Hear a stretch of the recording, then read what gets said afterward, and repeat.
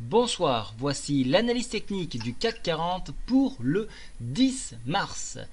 On va tout de suite attaquer par le calendrier économique de demain. Alors, avant de parler de demain, aujourd'hui, vous avez vu, Draghi est intervenu, donc tout va bien.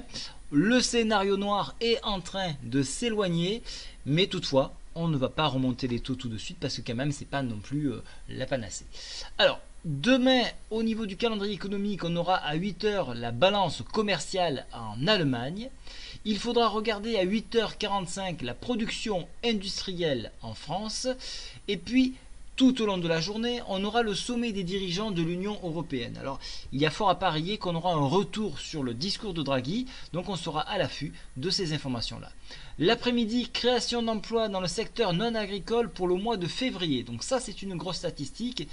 Elle tombera en même temps que le taux de chômage. Vous savez, le taux de chômage, c'est exactement ce qui a motivé le quantitative easing. Donc on sera intéressé de connaître, savoir si l'économie américaine se redresse sur ce plan-là.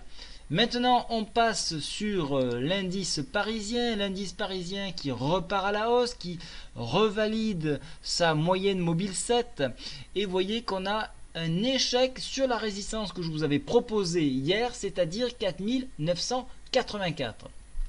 Alors on suit le scénario du pattern harmonique que je vous ai présenté il y a quelques jours maintenant, avec toujours cet objectif de 5088. Alors le pattern harmonique, je le répète encore, ce n'est pas une figure qui se valide à 100%, néanmoins le taux de réussite est compris entre 70 et plus de 80%. Donc c'est intéressant de le tracer pour voir un petit peu comment ça marche.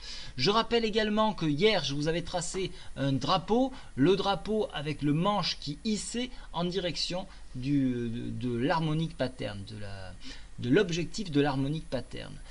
Alors, maintenant, que va-t-il se passer demain, dernier jour de la semaine, donc où on dépasse fortement le barrage des 4983 et on ira chercher les 5006 qui correspondraient donc au seuil psychologique, où on a vraiment cet échec et une prise de bénéfice, et là on retourne en test sur le support de la moyenne mobile 7 à 4969. Sous 69, on ira chercher le creux en pince que nous avons eu ici à 4941 points.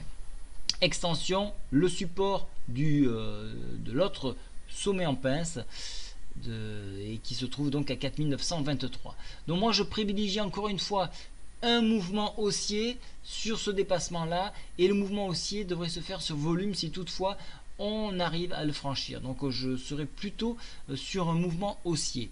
Maintenant, si on regarde les indicateurs techniques, et ça c'est très intéressant, regardez les volumes d'aujourd'hui. Ils sont bien au-dessus de la moyenne, et donc les gens sont confortés dans l'idée, suite au discours de Draghi, suite au dépassement de la moyenne mobile 7, qu'un mouvement haussier est en train de réapparaître et donc de se réaffirmer.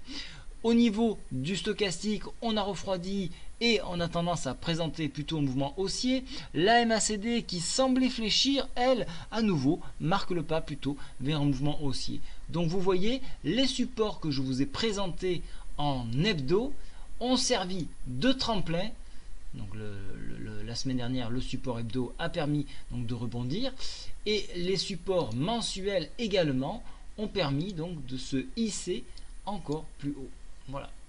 Donc globalement, vous l'avez compris, on reste toujours sur un mouvement haussier, et ces mouvements de repli servent uniquement à se replacer. Voilà, donc on attendra l'article 50 qui sera déterminant, et après ça sera une autre paire de manches. Mais en attendant, jusqu'à l'article 50, on a toujours cette optique haussière. Je vous souhaite à tous une très bonne soirée. Au revoir.